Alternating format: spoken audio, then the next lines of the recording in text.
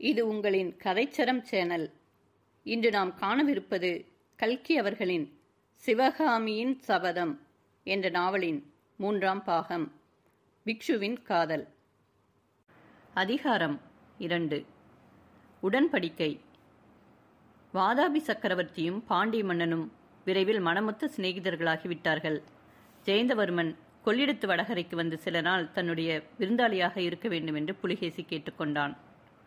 அவ்விதமே ஜெயந்தவர்மன் தன்னுடைய முக்கிய மந்திரி பிரதானிகளுடன் மறுநாள் கொள்ளிடத்தின் வடகரைக்கு வந்தான். புலிகேசி ஆடம்பர ராஜ உபசாரங்களுடன் ஜெயந்தவர்மனை வரவேற்றதுடன் தன்னுடைய 4 வகை படைகளையும் ஜெயந்தவர்மனுக்கு காட்டி அவனை பிரமிக்கும்படி செய்தான். தடபுடலான விருந்துக்கு பிறகு வாதாபியின் வில்லாளிகள், வாழ்வீரர்கள், மல்லர்கள் முதலியோர் அந்த பேரரசர்களின் முன்னிலையில் தம் தம் திறமைகளை காட்டினார்கள். பிறகு வாதாபியின் அரண்மனை கவிஞர் சந்தர்ப்பத்திற்கு ஏற்ப தாம் புனைந்திருந்த புகழ்ச்சி கவிதைகளை பாடினார். கணக்கற்ற வெண்குற்ற குடைகளினாலும் வெண் சாமரங்களினாலும் அலையெறியும் திருப்பார்கடலைப் போல விளங்கிய வாதாபியின் சேனா சமுத்திரமானது துங்கபத்திரை நதிக்கரையிலிருந்து பொங்கி தெற்கு நோக்கி வந்தது பற்றியும், அந்த சேனா சமுத்திரத்தை தூரத்தில் கண்டதுமே காஞ்சி மகேந்திர பல்லவன் நடுநடுங்கி போய் தனது சிறு குட்டையை ஒத்த படையுடன் காஞ்சி கோட்டைக்குள் ஒளிந்து கொண்டது பற்றியும், பிறகு வாதாபி சக்கரவர்த்தி அழகிய கயல் மீன்கள் துள்ளி விளையாடும் காவேரி நதியை காண ஆவல் கொண்டு தெற்கு நோக்கி வந்தது பற்றியும், காவேரி கரையிலே மதுரை பாண்டிய மன்னனை சந்தித்து அளவலாவை மகிழ்ந்தது பற்றியும், வாதாபியின் யானைகள் காவேரியில் வரிசையாக நின்று பாலம் அமைத்த பொழுது காவேரி நீரோட்டம் தடைபட்டு நின்றது பற்றியும், யானைகளின் மத நீர் நதியில் வீழ்ந்ததினால் பிரவாகம் மேலும் பெருகி கரைகளை மோதியது பற்றியும் வர்ணித்திருந்த பாடல்களை வாதாபியின் ராஜகவி பாடிய பொழுது பாண்டியனும் மற்ற சிற்றரசர்களும் மது உண்டவர்களைப் போல மதிமயங்கி நின்றார்கள்.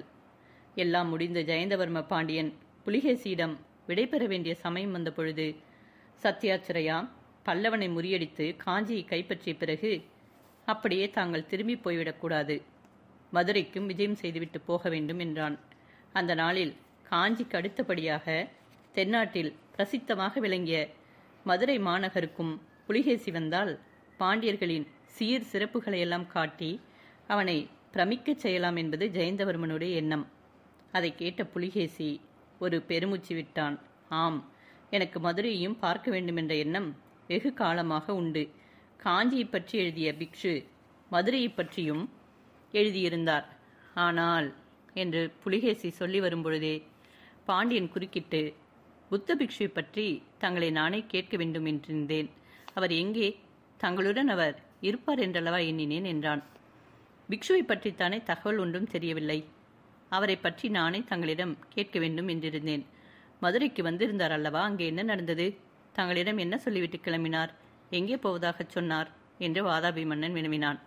பிக்ஷு மதுரைக்கு வந்த சமயம் தன் தந்தை காலமானதும் அதனால் ஏற்பட்ட குழப்பத்தில் பிக்ஷு சிறைப்பட்டதும், தனக்கு முடிசூட்டு விழா நடந்த பிறகு பிக்ஷுவைத்தான் விடுதலை செய்ததும் ஆகிய விவரங்களை கூறிவிட்டு ஜெயந்தவர்மன் மேலும் சொன்னதாவது, பிக்ஷு விடுதலையான உடனேயே வாதாபி சைனியம் காஞ்சி அணுகிவிட்டதா என்று அவர் என்னை கேட்டார். இல்லை, இன்னும் வடபெண்ணை கரையிலே தான் இருக்கிறது என்று நான் தெரிவித்ததும் அவர் பெரிதும் ஆச்சரியமடைந்தார். என்னை சைனியத்துடன் கொள்ளிடக்கரைக்கு வந்திருக்கும்படி சொல்லிவிட்டு தாம் முன்னாலே போவதாக அவர் கிளம்பினார். பின்னர் தங்களை வந்து அவர் சந்திக்கவே இல்லையா? இல்லை, அதுதான் மிக்க அதிசயமாக இருக்கிறது. அந்த மூடன் துர்விநீதனால் இருவருக்கும் ஏதாவது நேர்ந்து விட்டதோ என்னமோ, ஒன்றுமே தெரியவில்லை. பிக்ஷு இல்லாதது எனக்கு ஒரு கை இல்லாதது மாதிரி இருக்கிறது என்றான் புலிகேசி. இதற்கு பாண்டியன், ஆமாம், ஒரு சில நாள் பழக்கத்திலேயே பிக்ஷுவிடம் எனக்கு மிக்க மதிப்பு ஏற்பட்டு விட்டது. ஆனால் இந்த கங்க நாட்டான் எதற்காக இப்படி அவசரப்பட்டு சென்று அகப்பட்டு கொண்டான்? பிக்ஷு என்னிடம் சொன்னது ஒன்று, துர்விநீதன் செய்தது வேறொன்றாக வல்லவா இருக்கிறது. ஒருவேளை மகேந்திர பல்லவன் தப்பி ஓட முயன்றால் நான் கொள்ளிடக்கரையில் நின்று தடுக்க வேண்டும் என்றும், துர்விநீதன் மேற்கு எல்லையில் நின்று தடுக்க ஏற்பாடு செய்திருப்பதாகவும் பிக்ஷு சொன்னார். அப்படி இருக்க துர்விநீதன் எதற்காக அவசரப்பட்டு காஞ்சியை நெருங்கினான்? அதனால் புள்ளலூரில் ஏதோ பிரமாத வெற்றியடைந்து விட்டதாக பல்லவன் பறையடித்துக் கொள்ள இடம் கொடுத்து விட்டானே. அதனாலே பல்லவ நாட்டு மக்களும் சோழ நாட்டு குடிகளும் கூட மிக்க கர்வம் கொண்டிருக்கிறார்கள் என்றான். துர்விநீதன் விஷயம் பெரிய மர்மமாகத்தான் இருக்கிறது. அவன் உயிரோடு இருக்கிறானா, செத்துப்போய் விட்டானா என்று கூட நிச்சயமாக தெரியவில்லை. அவனை பற்றி தெரிந்தால் பிக்ஷுவை பற்றியும் ஏதாவது விவரம் அறியலாம். ஆனால் இந்த தரித்திரம் பிடித்த பல்லவ நாட்டு கிராமங்களில் யாரை என்ன கேட்டாலும் எங்களுக்கு ஒன்றும் தெரியாது என்கிறார்கள். ஒவ்வொரு சமயம் எனக்கு வருகிற கோபத்தில் பல்லவரின் ஆட்சிக்கு உட்பட்ட கிராமங்களிலே ஒரு வீடு, ஒரு கூரை மிச்சமில்லாமல் எல்லாவற்றையும் கொளுத்தி பஸ்மீகரம் செய்து விடலாமா என்று தோன்றுகிறது. இவ்விதம் புலிகேசி கூறிய பொழுது ஏற்கனவே கோவை பழம் போல சிவந்திருந்த அவனுடைய கண்களில் அக்னி ஜுவாலை வீசிற்று. ஆமாம் ஆமாம், நானும் எல்லாம் கேள்விப்பட்டேன். ஏரிகளை எல்லாம் உடைத்துவிட்டு இந்த வருஷம் கோடை காலத்திலே சாகுபடியை செய்யாமல் பல்லவ நாட்டு மக்கள் இருந்து விட்டார்களாம். எந்த கிராமத்திற்கு போனாலும் பஞ்சப்பாட்டு பாடுகிறார்களாம். தானியத்தை ஒழித்து வைத்துக்கொண்டு எங்களுக்கே சாப்பாடு இல்லை, பட்டினி கிடைக்கிறோம் என்று முறையிடுகிறார்களாம். பொல்லாத ஜனங்கள் என்றான் பாண்டியன். அவர்களுடைய பொல்லாத்தனத்தை அடக்க எனக்கு வழி தெரியும். ஒழித்து வைத்திருக்கும் தானியங்களை எடுத்துக் கொடுக்கும்படி செய்யவும் தெரியும். அதெல்லாம் இப்பொழுது வேண்டாம் என்று பார்த்து கொண்டிருக்கிறேன்.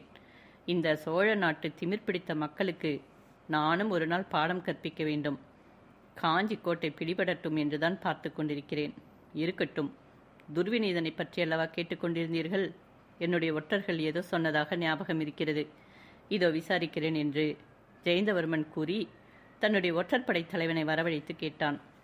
ஒற்றர் தலைவன் கூறியதாவது: நம்முடைய சைனியம் காவிரியை தாண்டி கொள்ளிடத்தை நெருங்கிக் கொண்டிருந்த பொழுது புள்ளலூர் சண்டையை பற்றி செய்தி வந்தது.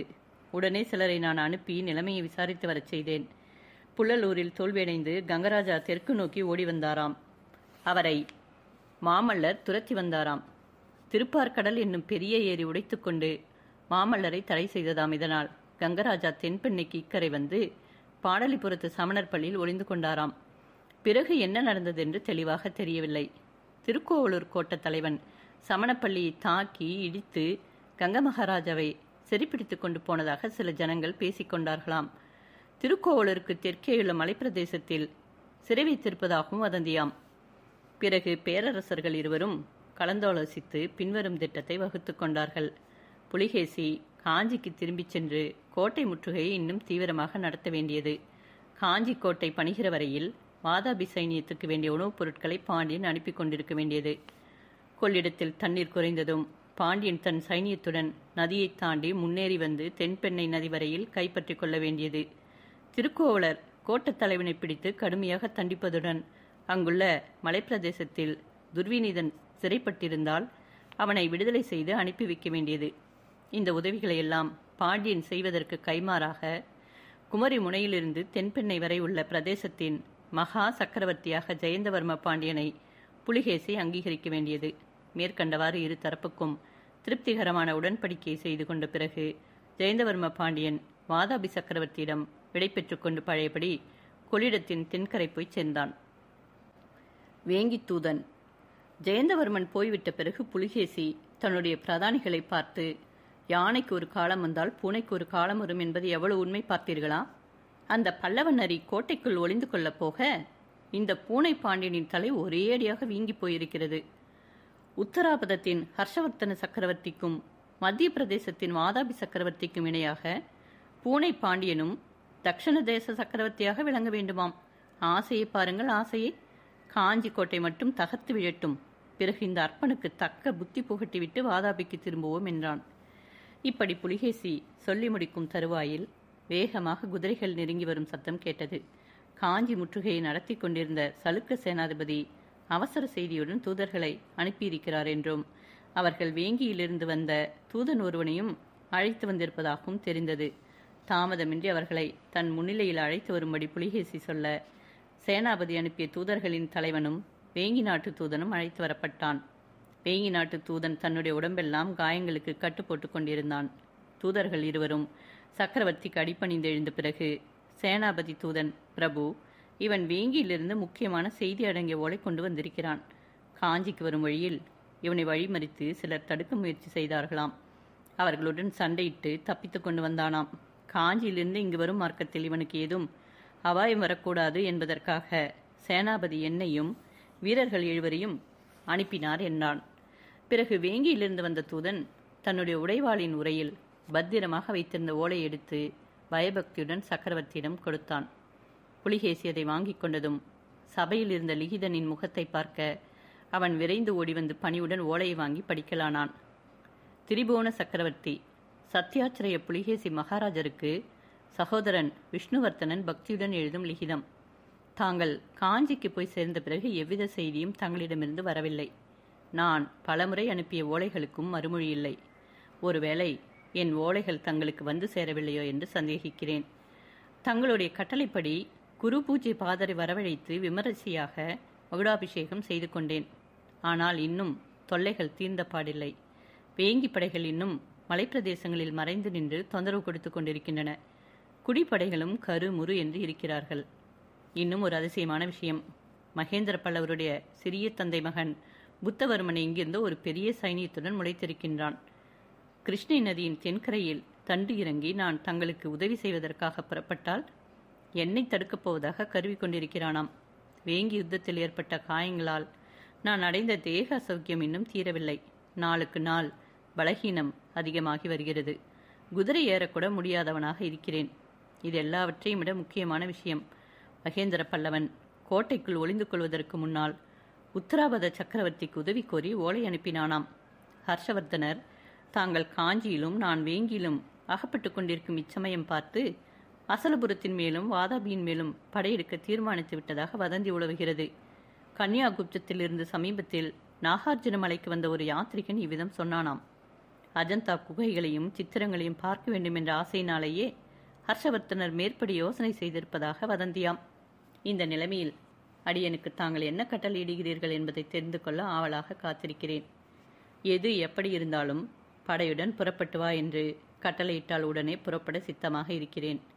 என் அன்பு குகந்த தமையனும் தந்தையும் குருவும் அரசனும் உற்ற நண்பனுமான தங்களுடைய வார்த்தையே எனக்கு கடவுளின் கட்டளையை விட மேலானது.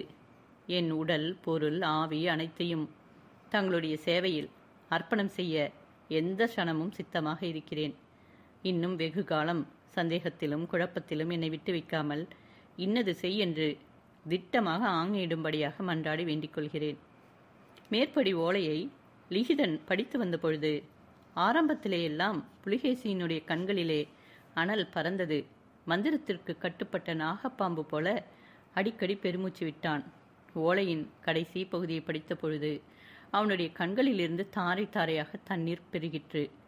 கண்ணீர் பெருகியவுடன், என் அருமை தம்பி விஷ்ணுவர்த்தனா, உன்னை மறுபடியும் எப்பொழுது காணப்போகிறேன் என்று அலறினான். சபையில் வீற்றிருந்த தளபதி பிரதானிகள் முதலியோர் யாரும் அவனுக்கு ஆறுதல் கூற முன்வரவில்லை. தாங்கள் ஏதாவது பேசினால் அதன் காரணமாக என்ன விபரீதம் நேருமோ என்னவோ என்று அனைவரும் கதிகலங்கிக் கொண்டிருந்தார்கள். திடீரென்று புலிகேசி புலம்புவதை நிறுத்திவிட்டு கண்களை துடைத்துக்கொண்டு சிம்ம கர்ஜனை குரலில், இந்த படையெடுப்புக்கு நாள் பார்த்து கொடுத்த ஜோசியன் யார்? இங்கே நம்முடன் வந்திருக்கிறானா என்று கேட்டான். நம்முடன் வரவில்லை, வாதாபியிலேதான் இருக்கிறான் என்று பிரதானிகளில் ஒருவன் சொன்னான். அப்படியானால் ஞாபகம் வைத்துக் கொள்ளுங்கள், வாதாபிக்கு போனதும் முதல் காரியமாக அந்த ஜோசியனை யானையின் காலால் இடறச் செய்ய வேண்டும் என்றான் புலிகேசி. அதே சமயத்தில் புலிகேசியின் கோபத்திற்கு இரையாவதற்காகவே கொண்டு வந்தது போல ஒரு மனிதனை மேலெல்லாம் கயிற்றால் பிணைத்து குடரத்துக்குள்ளே கொண்டு வந்தார்கள். புலிகேசி இவன் யார் என்று கர்ஜிக்க, காஞ்சியிலிருந்து வந்த தூதர் தலைவன், பிரபு, இவன் காஞ்சி ஒற்றன். நாங்கள் வரும்பொழுது வழியில் இவனை சந்தித்தோம், கட்டி பிடித்து கொண்டு வந்தோம் என்றான். இந்த பாழாய்ப்போன பல்லவ ராஜ்யத்தில் ஒற்றர்களை தவிர வேறு யாருமே இல்லை போலிருக்கிறது. நல்லது, ஜோசியனுக்கு பிரதியாக இவனை யானையின் காலால் இடறச் செய்யுங்கள் என்றான் புலிகேசி. அத்தகைய கடுமையான ஆங்கைக்கு உள்ளான மனிதன் நமக்கு ஏற்கனவே தெரிந்தவன்தான். ஆனால் இப்போது அவன் பழைய முரட்டு பட்டிக்காட்டு குண்டோதரனாக இல்லை, நாகரிகமான உடையணிந்திருந்தான். புலிகேசியின் ஆங்கையினால் அவன் அதிக மனக்கலக்கத்துக்கு உள்ளாவனவனாக தோன்றவில்லை. காஞ்சி ஒற்றன். வாதாபி சக்கரவர்த்தி குண்டோதரன் விஷயத்தில் நன்கு கவனம் செலுத்தாமலே இவனை யானையின் காலால் இடறச் செய்யுங்கள் என்று கட்டளையிட்ட பொழுது அருகிலிருந்த வாதாபியின் ஒற்றர் தலைவன் மிக்க பணிவோடு, அரசே, இவனை கொஞ்சம் விசாரணை செய்துவிட்டு பிறகு தண்டனை நிறைவேற்றுவது நலம் என்று தெரிவித்துக் கொண்டான். ஆம், ஏதோ ஞாபகமாக சொல்லிவிட்டேன், அவனை இப்படி அருகில் கொண்டு வாருங்கள் என்று புலிகேசி கட்டளையிடவும் குண்டோதரன் அருகில் கொண்டு வந்து நிறுத்தப்பட்டான். அடே, நீ யார்? என்ன வேலையாக புறப்பட்டாய்? உண்மையை சொல் என்று கேட்போர் உள்ளம் நடுங்கும் அதிகாரத் துணியில் புலிகேசி வினவினான். வாதாபி மன்னன் சென்ற 18 மாத காலத்தில் தமிழ் மொழியை நன்றாக பேசவும் பேசியதை தெரிந்து கொள்ளவும் பயின்றிருந்தான் என்பதை இந்த இடத்தில் நாம் குறிப்பிட வேண்டும். ஏற்கனவே வாதாபி ராஜ்யத்தில் வழங்கிய பாஷையானது பாதி தமிழ் சொற்களை கொண்டிருந்தபடியால் தமிழ் மொழியை பயிலுவதில் புலிகேசிக்கு அதிக சிரமம் ஏற்படவில்லை. புலிகேசி கேட்ட கேள்விக்கு விடையாக குண்டோதரன், ஐயா, நான் என் தாயாருடைய மகன். கொள்ளிடத்து அக்கறையில் திருவெண்காட்டுக்கு போகலாம் என்று கிளம்பினேன். திருவெண்காட்டு வைத்தியரிடமிருந்து மருந்து வாங்கி கொண்டு வருவதற்காக போகிறேன் என்றான். எதற்காகடா மருந்து? உனக்கு என்ன கேடு வந்து விட்டது என்று புலிகேசி கேட்டதும் குண்டோதரன் பயத்தினால் நடுங்கியவன் போல பாசாங்கு செய்து, எனக்காக இல்லை ஐயா, அம்மாவுக்கு மருந்து. என் தாயார் அவள் இடிக்கும் போது உரலை விழுங்கி விட்டாள், அதற்காக என்றான். இந்த விடை அங்கிருந்தவர்கள் சிலருக்கு சிரிப்பை உண்டாக்கிற்று. புலிகேசியின் முகத்திலும் லேசான புன்னகை தோன்றியது. என்னடா உளறுகிறாய்? உன் அம்மா உரலை விழுங்கினாளா என்று அதட்டி கேட்டான். இல்லை, உரலை விழுங்கவில்லை, உலக்கையைத்தான் விழுங்கினாள் என்றான் அதிக நடுக்கத்துடன் குண்டோதரன். உரலை விழுங்கினாளா, உலக்கையை விழுங்கினாளா? நிஜத்தை சொல் என்று கோபமான குரலில் கர்ச்சித்தான் புலிகேசி. இல்லை இல்லை, என் அம்மாவை உரல் விழுங்கிவிட்டது என்றான் குண்டோதரன். அடே, என்னிடமா விளையாடுகிறாய்? நான் என்ன செய்வேன் தெரியுமா? ஐயா, மன்னிக்க வேண்டும். உங்களை எல்லாம் பார்த்தால் எனக்கு மிகவும் பயமாக இருக்கிறது. அதனால் மனதிலே ஒன்று இருக்க நாக்கு எதையோ சொல்கிறது. இப்போது பயமில்லாமல் நிதானமாக யோசித்து உள்ளதை உள்ளபடி சொல்லு. என் தாயார் அவள் இடித்த பொழுது உலக்கை தவறி கையில் விழுந்துவிட்டது. அதனால் அம்மாவின் கையில் காயமாகிவிட்டது. காயத்துக்கு மருந்து வாங்குவதற்காக திருவெண்காட்டு நமச்சிவாய வைத்தியரிடம் போகிறேன். இவ்வளவுதானே? வேறு ஒன்றும் இல்லையே? சத்தியமாக சொல் என்று புலிகேசி கர்ச்சித்தான். ஆமையா, சத்தியமாக சொல்லுகிறேன். உலக்கைக்குத்தான் காயம் பட்டது என்று குண்டோதரன் உளறினான். வாதாபி சக்கரவர்த்திக்கு திடீரென்று சிரிப்பு பீரிட்டு கொண்டு வந்தது. சற்று நேரம் விழுந்து விழுந்து சிரித்துவிட்டு பக்கத்தில் இருந்த ஒற்றர் தலைவனை பார்த்து, இந்த பைத்தியக்காரனை என்ன செய்கிறது என்று கேட்டான். சக்கரவர்த்தி, இவன் பைத்தியக்காரன் அல்ல, காரிய பைத்தியமாக தோன்றுகிறது. மிக்க நெஞ்செழுத்தமுள்ளவனாக காணுகிறான். இவனை வேறு விதத்தில் பரிசோதிக்க வேண்டும் என்றான் வாதாபியின் ஒற்றர் தலைவன்.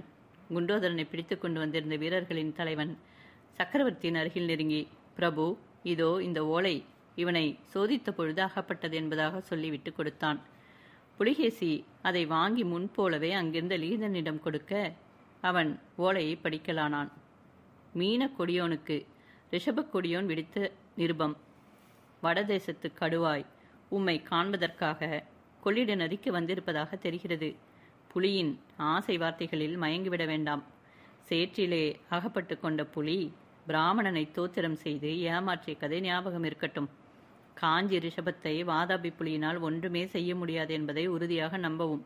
புலி சேற்றிலேயே கிடந்து பட்டினியால் செத்த பிறகு காஞ்சி ரிஷபத்திற்கும் மதுரையின் பெண்மானுக்கும் நீடித்த உறவு ஏற்பட இடம் இருக்கிறது.